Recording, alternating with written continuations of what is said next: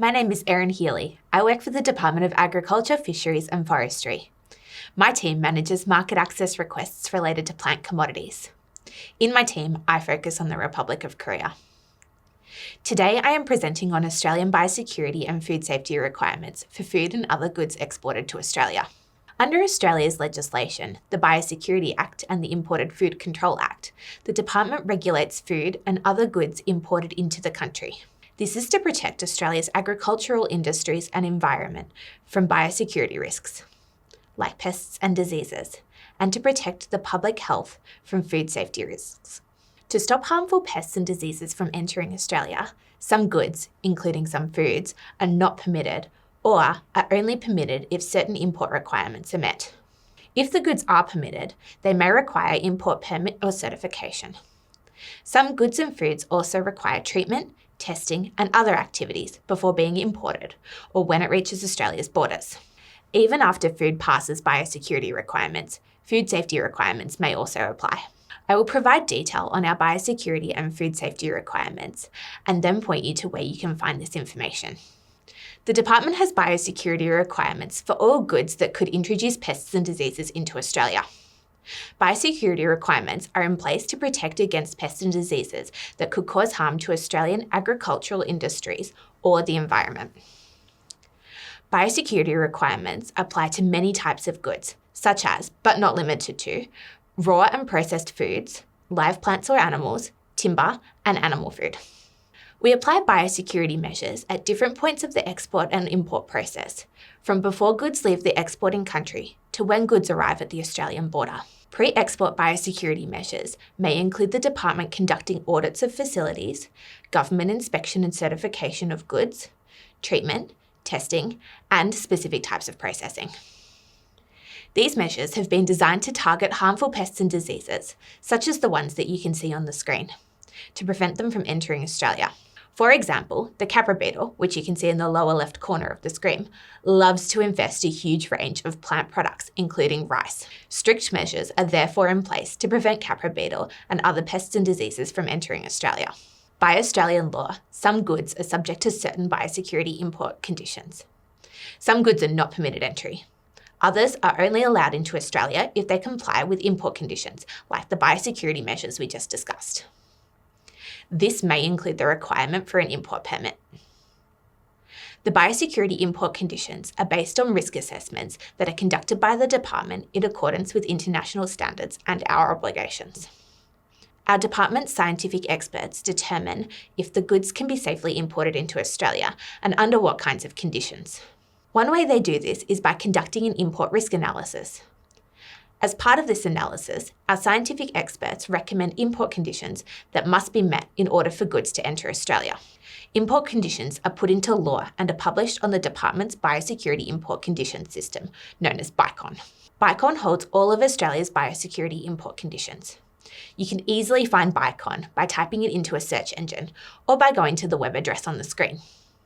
In BICON, you can search for the import conditions relevant to the goods you are looking to send to Australia. You can do this by typing the goods into the quick search, using the scientific name search, or even searching by tariff code. After you select a search result, BICON may ask you a series of questions that ensure that you receive the most accurate information. If the goods require an import permit, you can apply for a permit on the same page. Please note that only an importer based in Australia can apply for an import permit. Before goods are exported to Australia, it is important to check the import conditions on BICON and/or on the import permit to ensure that any pre-export conditions are met. For example, certain treatments or government certification. Once the goods are shipped, the importer needs an Australian customs broker to lodge an entry and documents for the Department's assessment. A Department Biosecurity Officer will assess the documents to determine whether the import conditions have been met and whether further biosecurity measures are required when the goods arrive. After the goods are released, some food items may be referred for an imported food inspection. I am now going to focus on the Imported Food Control Act, which aims to ensure that food entering Australia is safe and compliant with Australia's food standards. Under the Imported Food Control Act, we have the Imported Food Control Regulations that set out how the Imported Food Inspection Scheme works, and the Imported Food Control Order that lists risk food and foods that require certification. The Australian Government authority responsible for developing food standards is Food Standards Australia New Zealand, also known as FSANZ. FSANZ also provides the department with advice on imported food that presents a potential medium or high risk to public health. FSANZ undertakes scientific assessment of imported food and advises on the risk level of the food. This advice is published on the FSANZ website.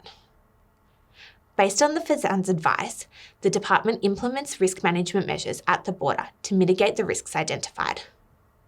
Our Imported Food Control Order lists all the foods that are risk classified and also those that require certification. All other food is classified as surveillance food.